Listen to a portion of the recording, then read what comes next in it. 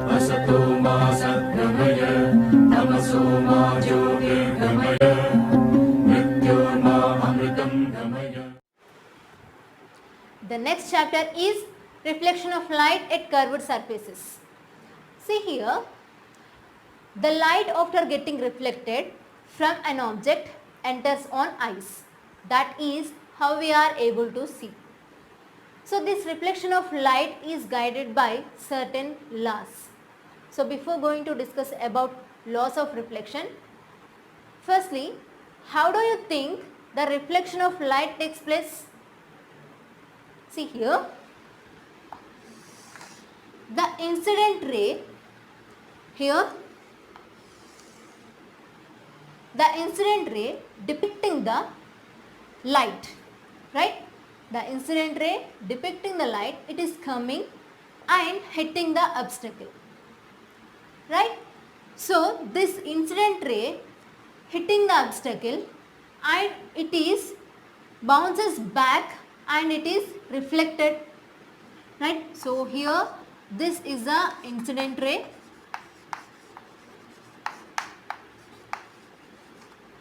This incident ray hitting the obstacle and it is bounces back. That means it is reflected and travel in opposite direction. So this is known as reflected ray. So how we can say the incident ray and reflected ray are opposite here? See here by this arrow, right? The incident ray is coming and hitting the obstacle in this direction and the incident ray is bounces back and it is reflected in this direction, right? So that's why these two are in opposite direction here. So here if we draw a perpendicular at the plane of incidence, so here if we draw a perpendicular at plane of incidence, that is known as normal. Okay. So here this is at point of incidence we are taking. Okay. The normal ray is at point of incidence and it is perpendicular to the plane of incidence. Right. So here the incident ray and normal and reflected ray. Right. So in a plane the incident ray and normal and reflected ray are lying in the same plane, is known as plane of incidence. So they are lying in the same plane. So this is known as here plane of incidence. Okay. So here one more time I want to draw this. I want to rub this.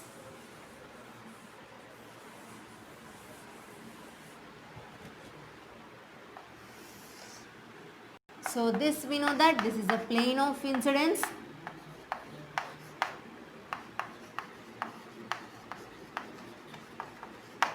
And this is the incident ray.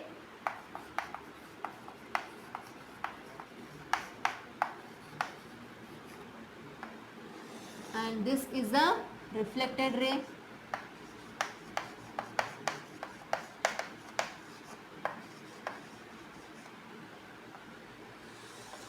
At the point of incidence we have normal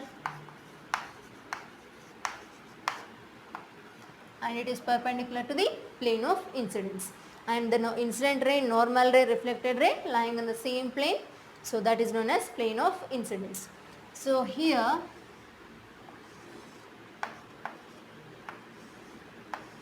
I have taken two angles here, right? One is the theta I and one is the theta R.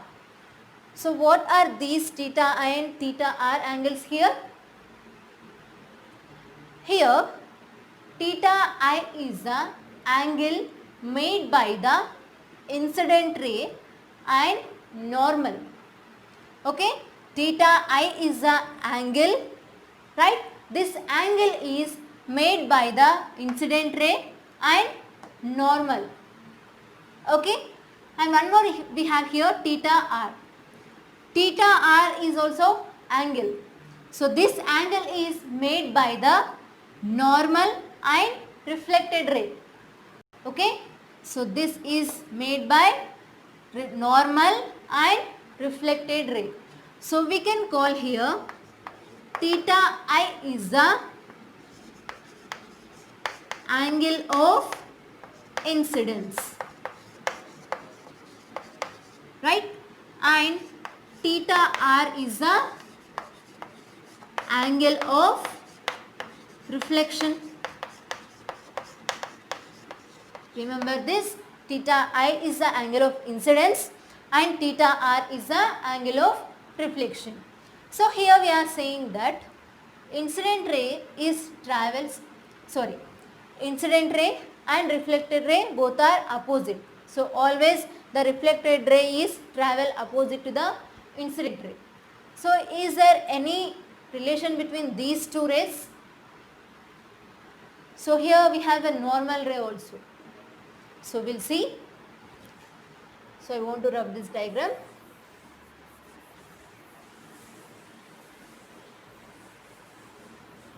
So I want to show some relation between reflected ray and incident ray. So here I want to take the protractor. Okay. So only one side of the protractor I want to draw here. So here 0 degrees, 15, 30, 45. So 60,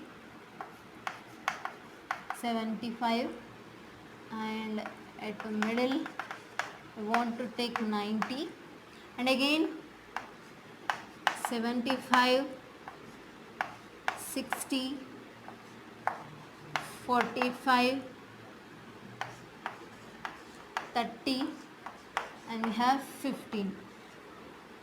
Okay, so here when we are keeping one mirror here, assume that this is the plane of mirror.